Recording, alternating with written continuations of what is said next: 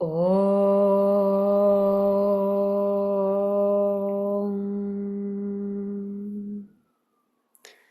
Om.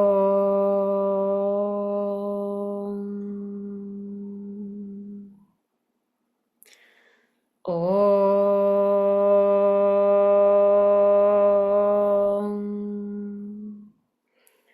Om Sahana Vavatu Sahanao Bhunaktu Saha Viryam Karavavahai Tejasvinavadhitamastu ma vidvishavahai.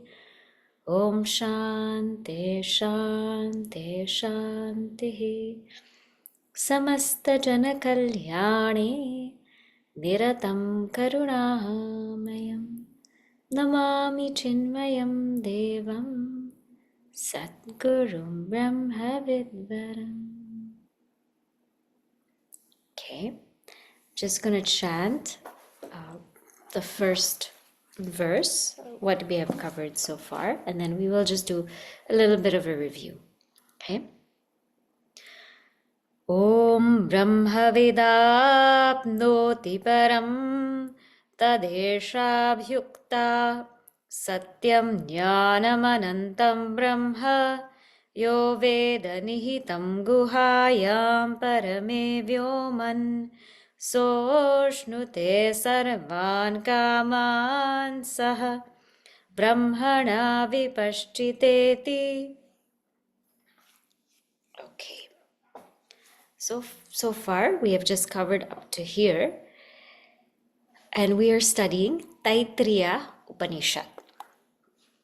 Now, how this Upanishad starts is, it says, Brahmavid āpnoti param.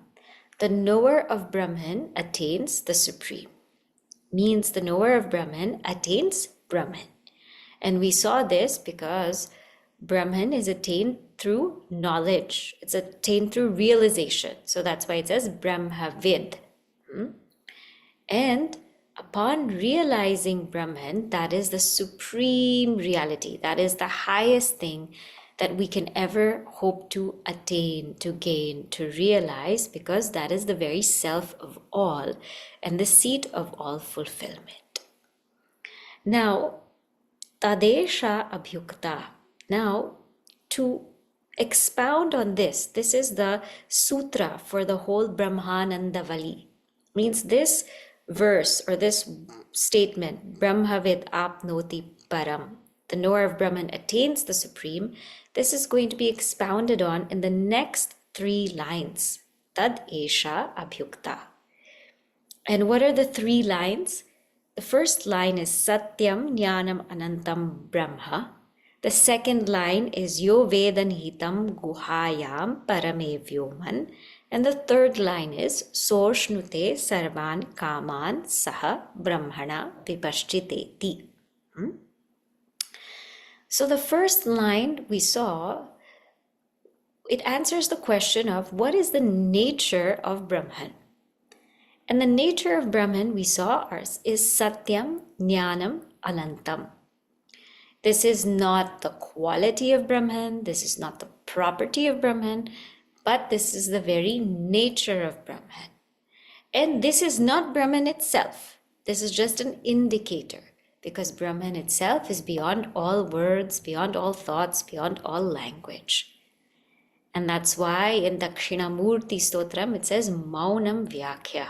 This truth was taught in silence, because they just use the chin mudra to say that there are 3 things: the gross body, the subtle body, the causal body, and the ego, which is identified with all these 3 bodies.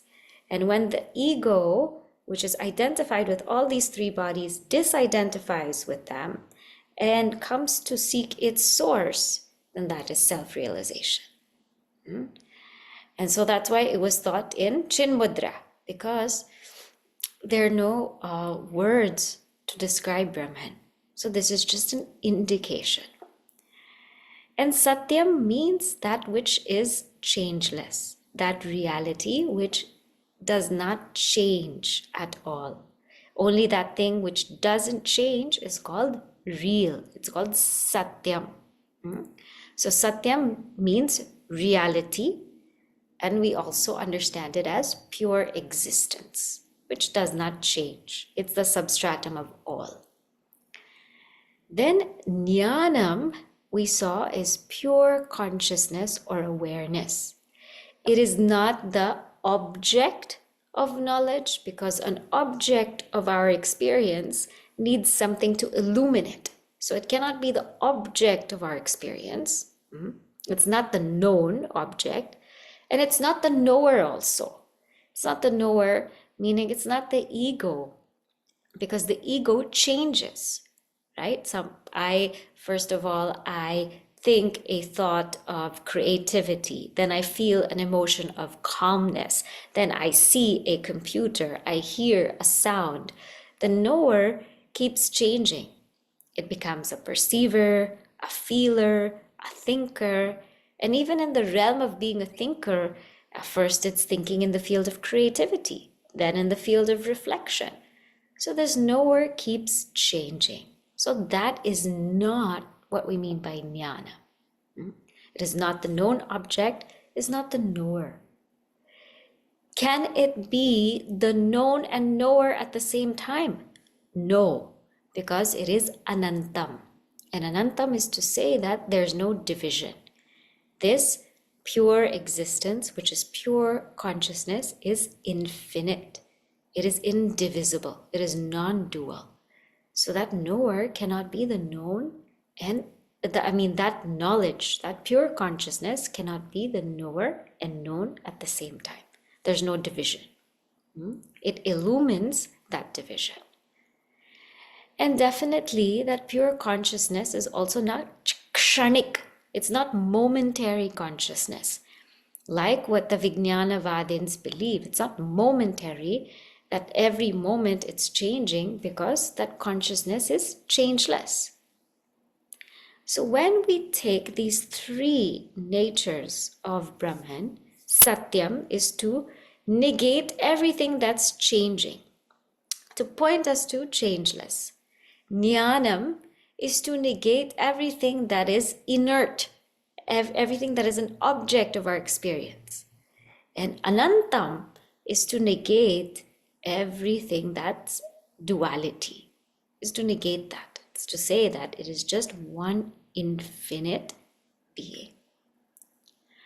So what we come to is pure existence, which is consciousness, which is infinite. So what is Brahman? Infinite, pure existence, consciousness. This is Brahman. If we want to know what is Brahman, pure existence, consciousness, which is infinite. Satyam-jñānam-anantam.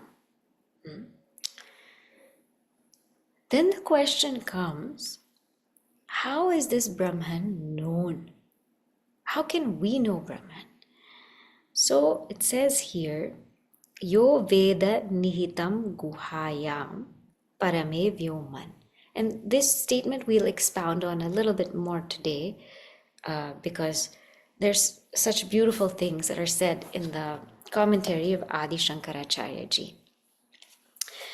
Here he says, Yaha, the one, Veda, the one who knows, Nihitam. Nihitam means that existing Brahman, that which exists. Nihitam.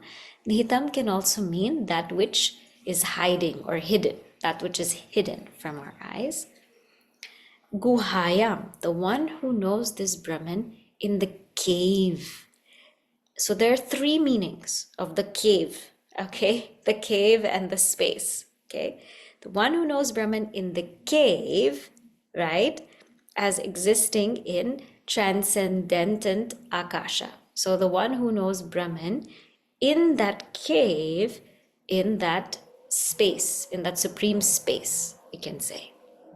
So the first meaning is, the cave means intellect. So the one who knows Brahman, who is seated, lodged in the cave of the intellect, which is in the supreme space of Maya. This is the first meaning.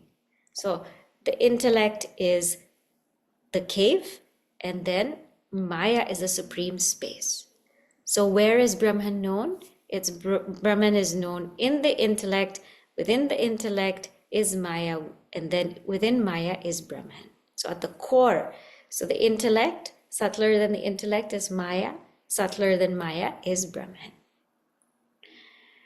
The second meaning he takes is the cave is Maya and the space is Maya, because cave is something that veils. So the one who knows Brahman, who is in the cave of Maya, in the space of Maya. Now the third meaning is what he actually says is the most appropriate. And the most appropriate, he says, is hardam, meaning the cave is the intellect and the space is the heart. So the one who knows Brahman in the cave of the intellect, in the space of the heart. In the Upanishads, there are quotations that refer to space as being heart space. So this is the interpretation that Adi Shankaracharya ji most favors. How does this make sense? The golaka, or the locus of the intellect, is the heart. So the intellect is in the subtle body, remember? But its resting place, if you were to find, where is the sense of I? In my whole body, where is the sense of I? It's in the heart. That's why we always say I. So the one who knows Brahman in the cave of the intellect, which rests in the heart. And how do you know Brahman? How do you know Brahman in the cave of the intellect, which rests in the heart? He says, Tasyam nihitam brahma tadvritya viviktayo palabhyata iti. It means that in this intellect, through this intellect, when we go to the illuminator of our thoughts, so in our intellect, there's the sense of I, there's the I thought, and there's all kinds of thoughts. When we take a look at what's illuminating that, really means when the mind quietens down, the intellect quietens down, and we fold up to that pure awareness, pure consciousness, or what we call sakshi. When we are able to cognize sakshi, that sakshi is Brahman. So we are able to recognize Brahman in that intellect through sakshi. Now, all these are words, so they have limitations. But if you remember in one of the sessions in Panchadashi, what he said is like if you take a room, right? If you take a room and there's space and there's objects in the room. Now what do you do in that room? There is space and there's objects, but our attention is in the objects. It's not in the space. And then let's say we are moving, we are moving to another place. So we remove all the objects from that space, that room space. We remove all that objects from the room space, and that space is so self-evident now. So it's the same space. It's just that it's more self-evident. So Sakshi is exactly like that. In our thoughts, we saw this in Kena Upanishad, Pratibodha Viditam Matam. In every thought, there's consciousness. There's consciousness illuminating that thought. But when we remove all thoughts, let them all go, then consciousness alone remains. So the gateway to Brahman is through Sakshi. First understand the illuminator of thoughts, and then when no more thoughts remain, that Sakshi is pure Brahman. That Sakshi is pure Brahman. So, the one who knows Brahman in the cave of the heart, the cave of the intellect which rests in the heart, the one who knows Brahman, This person enjoys all desires. Okay? So this part I hope is clear, that how we cognize Brahman in ourselves, it is through Sakshi. And then through Sakshi, we are able to understand Brahman. He says something very beautiful also here. Brahman is actually not limited to any place, space, or time, or experience. It's not. But what he wants to bring out is that it is most recognizable as Sakshi. So it is everywhere. It is in all places, all times. It is beyond space and time. But it is most cognizable as Sakshi. Just like people say, if God is everywhere, why do we have to go to the temple? God is everywhere. You said, so why do I have to go to the temple and worship God? It's because that's where you feel God's presence most. That's where you feel the whole vibration most. In the same way, Brahman is all-pervading, but where we feel or recognize that presence most is as Sakshi. Okay? So what happens? So this is how to know Brahman. How to know Brahman. Yo veda nihitam guhayam parame vyoman. Now what happens to the one who knows Brahman? Saha ashnute sarvan kaman saha. This being, this person, enjoys all objects. All objects. So he means we're talking about all possible objects you can think about. So some may only enjoy, physical objects. Some may only enjoy food or going out to a nice, or playing the sports, or going out to a nice show or movie. Some may enjoy quite subtle objects, like having a nice idea or thought, or getting lost in music. Some may enjoy even subtle silence, because as we grow in the spiritual path, our sense of joy becomes subtler and subtler. But this is someone who enjoys all ranges of objects. Everything that we can possibly imagine, they enjoy. How? He says, saha. Saha here means yugapat, at one time. Also at our stages of life, we enjoy not all at one time, but we enjoy in sequence. So we enjoy first in the morning, we might enjoy a nice breakfast. This might give us peace. And then after that, we might enjoy a nice piece of literature that we read. Then after that, we might enjoy meeting a friend. And so our joy has a sequence, one after the other, after the other, after the other. And in between those sequences, there's also sorrow, right? And we have up and down times. But this knower of Brahman enjoys everything all at once. All at once. Why? Because Brahmana saha vipaschita. That saha has two meanings. Saha means all at one time this person enjoys.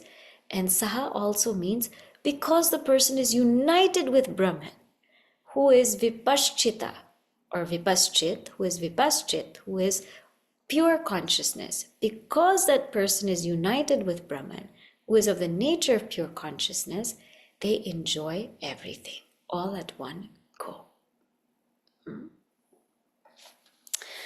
Now, what does this mean? Now, see here. Now, there's a difference, okay, between how we enjoy life and how the knower of Brahman is just pure joy. So let's take it one by one. When we enjoy an object, it depends on karma. It depends on whether our karma is good or not, right? If we have good karma, if we have, what we call merits or punya manifesting, then we get some joy. If we have done some good deeds, then we get some joy. It's dependent on our karma. If our karma is not that good, then we were definitely not going to get joy. Then, when we enjoy in life, it's dependent on our karana. So first it's dependent on karma, then it's dependent on karana. Karana means our instruments. So any object that I want to enjoy, it depends actually on my instrument. So for example, somebody's showing me a very beautiful, nice thing. I can't enjoy it if my eyes aren't in good shape. If somebody cooked a very beautiful, lovely, delicious meal, I can't enjoy it if my tongue is not hungry. If I don't feel hungry, I can't enjoy it. If somebody, lights an incense with a fragrant, very beautiful smell, I can't enjoy it if I have a cold. Or if somebody, my friend, comes and is so loving and warm, I can't enjoy their company if my mind is disturbed. So our enjoyment depends on our karma, it depends on karana, and our enjoyment also depends on our effort, on our kartritva, on our doership. We have to put so much effort to enjoy. Just for one moment of peace, how much effort we have to put. Just for one vacation, how much working days I have to have. And our enjoyment is with division. There's the enjoyer, there's the enjoyed object, and there's the act of enjoying.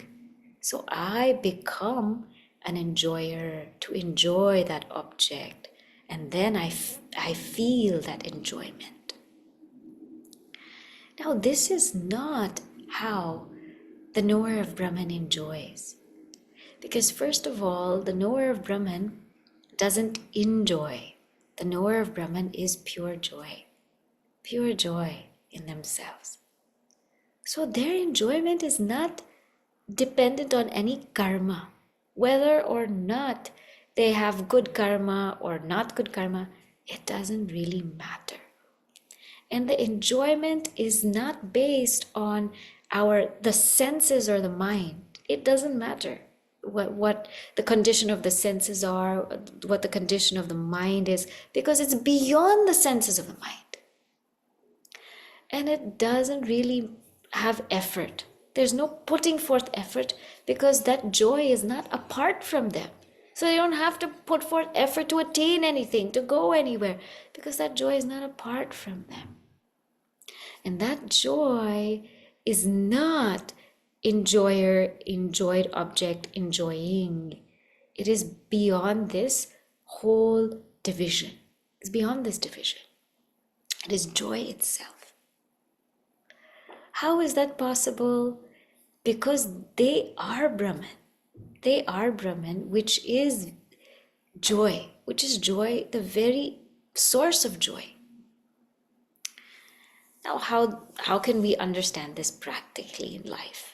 See here, and I also gave this example last time. Let us say we want to go to a place. Let us say we long to visit a place. Let us say somewhere like somewhere in Bharat, right? We want to visit. Somewhere in India we want to go. Now that place seems very far from us. It seems very distant. It seems like it's so much effort. So when we know or we begin to question, where is that place? That place exists in the mind. Where is the mind existing? Where is it resting? It's resting in consciousness. Therefore what? Therefore I am that place. I'm the substratum of that place. That place exists in me. I don't need to go to that place. I don't need to, fly there, go there, be there. I don't need to do all of that because that place rests in me. So there's no time, space difference. There and then, I'm complete. That desire is not there because the desire rests in me. Let us say somebody is so wonderfully talented. We admire someone who's so wonderfully talented, and we want to be like that person. Gosh, I wish I can sing like that person, dance like that person, speak like that person. Now think again, where does that person rest? That person rests in the mind. Where does that mind rest? It rests in consciousness. Actually, if I think about it, I am that shining through that person. Therefore, I am that person. I am that place. I am that person. I am that object. I am all. Therefore, there's no need to enjoy something and make it an object of experience, because I am everything. And so, the knower of Brahman, because they are united with Brahman, who is that pure consciousness, and because they know that they are all, they enjoy everything at one go. Because I am all. So there's no need to go out there and pursue anything. So whenever a desire arises, what is the way to look at it? Find the source of that desire. And when we trace the source of that desire, it's already attained. Why do you want it? It's like the water saying, I want that wave. The wave looks so amazing, so beautiful, so wonderful. Let me get that wave. The wave is you. Or it's like the clay saying, I want that pot. I want that pot. It's such a beautiful shape and form and function. That pot is already you. And so in this way, you become the enjoyer of everything at one go. In Ashtavakra Gita, some beautiful verses there which says that everybody is sad in this world because they put forth effort. Everyone is sad because they're always putting forth effort to get this, to get that, to go here, to do that. And they don't know that sadness is due to effort. But who is the wise person? The wise person there is called like a master idler. He doesn't even want to put forth effort to blink his eyes. He doesn't even want to do that because he is that self, not going to put forth effort. Question comes is then, what does this person do? Right? The person who realizes the self is I am all, so doesn't go out and pursue the world. What do? They let that divinity just flow through them. They let that divinity just flow through them. So there's no doership. There's no kartritva. There's no doership that I have to do this, I have to go there, I have to get this done. They're just letting divinity flow. And whichever way it moves them, it moves them. That's it. Because the ego is completely surrendered, the rhythm of divine music plays through them effortlessly. And when divine music plays through them effortlessly, all we get is just a masterpiece. That's all we get. This is what happens to these divine beings. So they're not plagued by this fire of desire, which plagues us so often, because they're united with Brahman. So very beautifully, he brings out this point that this is the result of knowledge, that this here and now, you are joy. You don't need to enjoy because you are joy. Now, another way to look at this also is if we realize, even in worldly parlance, where is joy actually? Let us say we're eating a sweet. Now, is the joy in the sweet itself? Do we get joy in the sweet itself? No. Do we get the joy in the tongue itself? No. The joy is when the sweet touches the tongue and we have the experience. There is the joy. So the joy is not in the object. The joy is not in the object, not in the sweet. It's not in the tongue. But when the sweet touches the tongue and I have that experience, there is the joy. So the joy is in the experience. And what is the source of all experience? Consciousness. So where is joy? Consciousness. So this is the result of knowledge, to be free from desire. And this will be expounded again beautifully towards the end of Brahmananda Valli. Now we move on to the next part. He says here, I'm going to move to the next verse. We will read it and then explain each part. So if you look in your book, I'm on page 152. I'll just chant it and then we'll explain. Tasmad va etasmad atmana akasha sambhutah akashad vayuh vayoragnihi agnerapah adbhyaf prithvi prithivya oshadayah oshadibhyo nam annat purushah. Okay, chant it again and then we will cover up to here. Tasmad va etasmad atmana akasha sambhutah akashad vayuh vayoragnihi agnerapah adbhyaf prithvi prithivya oshadayah oshadibhyo nam annat purushah. So, in the commentary, Adi Shankaracharya ji says, now remember, the sūtra or the crux of this Brahmananda Valli is the knower of Brahman attains supreme. Then it is expounded in 3 lines. What is the nature of the supreme? Satyam-jñānam-anantam. How do we know the supreme?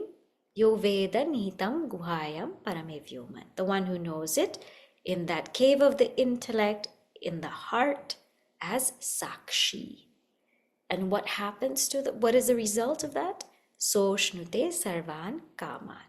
He or she enjoys all desires. Saha. Why? United with Brahman, who is of the nature of consciousness, vipashchit. Now, these 3 lines are going to be further expounded in the rest of the Brahmananda Valli. This next portion is called Srishti Prakriya, the methodology of creation. How does this all begin? How does this world actually come to be? He says, Tasmat. Tasmat here means from that Brahman which we just spoke about, from that Brahman, Va, the Va here is actually Vai, verily, from that Brahman, verily, Etasmat, which is from this, Etasmat, from this Atman, Atmanaha. So from that Brahman, which is from this Atman, Akasha Sambhutaha, space is born. Akashat Vayuhu, from space, air is born. Vayoho Agnihi, from air, fire is born. Agnehe Apaha, from fire, water is born. Adbhyaha Prithvi, from water, earth is born. Prithivyaha Oshadayaha, from earth, the herbs are born. Oshadibhyaha Annam, from herbs, food is born. Annat purushaha. From food, man, beings are born.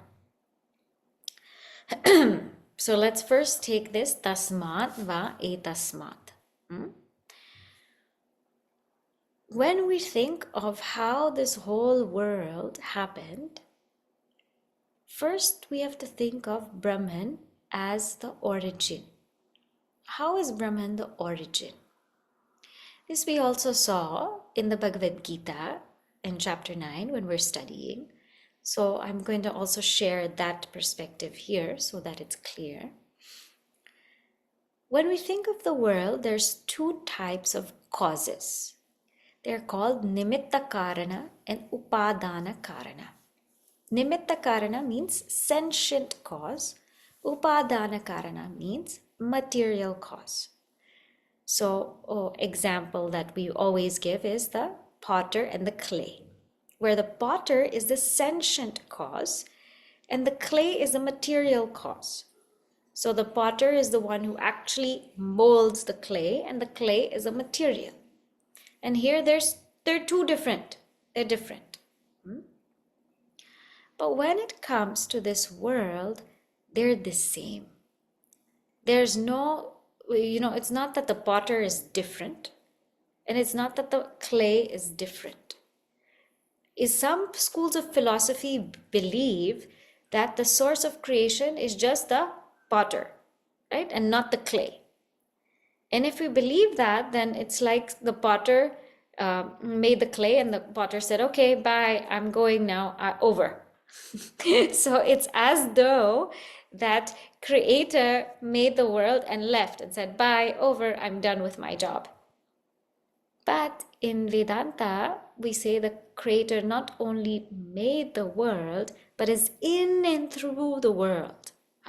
In and through the world. And that's why everything for us is God. Everything for us is divinity, because that creator is not only the sentient cause, but the material cause also. So this bottle is divinity, this computer is divinity, this book is divinity, everything is divine. And this attitude brings love and reverence for every single being, whether it is living or non-living. So we never see the earth as an object of our enjoyment. We do not treat nature as an object of enjoyment. She is to us a mother who we respect and revere. Our books to us are Saraswati. Our water is Vayu Devata. Our earth is Bhumi Mata. So everything you see has Devata, Mata, which tells us that this consciousness is pervading every single thing. So this is a very beautiful understanding, that it's not just the sentient cause, but it's also the material cause. And this understanding brings a deep sense of love and reverence for all. Now, the interesting thing here is, the next step is when the sentient cause and material cause are one and the same, then no action is required. Okay, how do we understand this? When the potter is a sentient cause and the clay is a material cause, the potter has to go out, get the clay, mold the clay, make it, and it's done. So the potter has to physically do something, physically go somewhere to another space at another time, make that, and it's done. Correct? Now, what we're saying here with Brahman is that Brahman is a sentient cause, but also the material cause. It doesn't have to go anywhere. So imagine I am the sentient cause and I am the material. So I don't have to go to another time. I don't have to go to another place. And I don't have to get another material. Because remember, I am anantam. No, beyond space, beyond time, beyond any object. So I don't have to go. anywhere, to another time, to another object to make something. It is simply me. So what does that mean? It is not a creation, it's a manifestation. I manifest the world. Huh? So it's not an actual creation, because the sentient cause, material cause are the same. So I am manifesting the world. Brahman is manifesting. How can we give an example? You think of dream. What's happening in dream? Huh? In dream, you are both the sentient cause. You are that sentient cause. And at the same time, you are the material. You are the one who's dreaming. And at the same time, you are the dream objects, the dream people, the dream place, the dream environment. You are everything. So you are the sentient cause. You are the material cause. And when those two things are the same, it is just a manifestation. It is just a projection. So when we say Brahman, from Brahman, all this came out, this is how it all came out. It is a mere sankalpa, mere manifestation, mere projection. That's all it is. That's all it is. And who is that Brahman from whom all of this creation, all of this manifestation, all of this whole world, who is that Brahman from all of this, who from all of this has happened? As though that Brahman is Atman, that Brahman is me. That Brahman from me, who me, consciousness. From consciousness, this whole world comes about. From consciousness, this whole world comes about. So when we look at it from the standpoint of the world, we say it's consciousness with the conditioning of Maya, this whole world has come about. But when we look at it from the standpoint of consciousness, really consciousness alone is. Alone is. It's only consciousness. How can the whole dream is only that dreaming mind.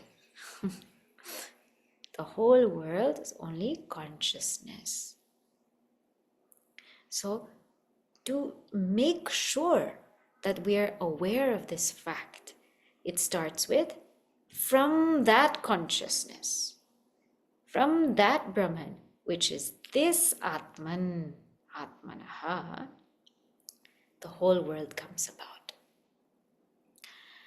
And how does the world come about? In our Upanishads, we have different prakriyas, different methodologies. Sometimes the world will come about yugapat, all of a sudden, it'll just happen like a dream. And sometimes there will be sequential manifestation. In Taittiriya Upanishad, the methodology used is sequential manifestation. So in some other Upanishads, it'll be different. Creation will be explained a different way. We saw in Chandogya Upanishad, there were only 3 elements, right? Tejo, up, ana, means fire, water, earth. Here it's showing 5 elements. Some Upanishads will say from tapasya, the world was created. All of it is not to get hung up in the world. All of it is to say, go to the source of the world. Keep going to the source of the world. Don't get hung up in the world. But because our mind is hung up in the world, that's why it's trying to explain the world to eventually get us back to Brahman, back to our own source. Now, I'm going to share with you what we saw in Chandogya Upanishad, just so that it becomes easy to understand this sequence of creation. Okay, let me just share my screen. When we juxtapose the two, then it becomes very nice to understand. So if you remember that in Chandogya Upanishad, it had this beautiful line. Sadeva somya idam agra asit ekam eva advitiyam. Means, he says, "O pleasant one, before this was just existence, one alone without a second." And even now it's non-dual. But it's just now it's with name and form. So that's the only difference. And this is how that whole manifestation happened. So from space, the first element to come out is space. And space has the property of sound. Then the next element to come is air. And air now has the property of sound and touch. Then comes fire. And fire has the property now of sound, touch, and form. So we see all of these things in fire. Then comes water. Water now has sound, touch, form, and taste. So as you see, it gets grosser from the subtlest, which is space, to the grossest. Then we come to earth. And earth has sound, touch, form, taste, and also smell. This is to show smell. So this is how the whole creation happened, from space to air to fire to water to earth. And then from earth, it says here, from earth we have oshadi. Oshadi means herbs. Different herbs were born. And from these herbs, food was born. And from food, we have now all of these beings.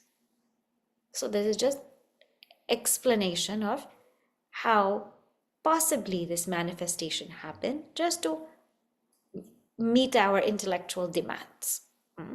But if you really look at it from the highest standpoint, is Brahman alone. Okay, so today we will stop here, and then next week we will go through what happens after that, what is going to be described after that. So I'll just summarize a few points, and then we can discuss if there are any questions. So today what we saw is some very important points, that satyam-jñānam-anantam Brahma, how do we know it? We know it in the cave of the intellect, which rests in the heart as the witness of thoughts. Though Brahman is all-pervading, beyond space, beyond time, it is most cognizable as the witness of our thoughts, as that sakshi. And the one who is able to cognize Brahman as their own self, they enjoy all desired objects in one go. Why? Because they have the knowledge, I am all. They're ever united with Brahman. I am all. So I am everything. I am all objects. There's no space. See, if I feel like I have to enjoy this bottle of water, there's a space. I have to take it and sip it, to enjoy it, to feel it. But I can just also close my eyes and say, oh, this bottle rests in me. I am already that. Of course, still drink water, but know that it's already in you, right? So this person is the nature of joy. It's an effortless, indivisible nature of joy. The most beautiful thing. That is actually when we say the closing prayer, Om Purnamadav Purnamidam, that's what it means. I'm already complete. I'm already joy. So I don't need to enjoy. And then we saw also an explanation now of how this whole manifestation came to be from Brahman, who is none other than Atman. This whole manifestation starts. Okay? Let us say the closing prayer.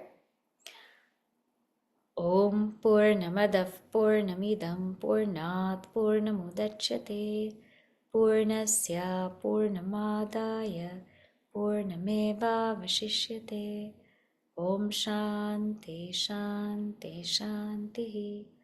Harihi Om Shri Gurubhyo Namaha. Harihi Om.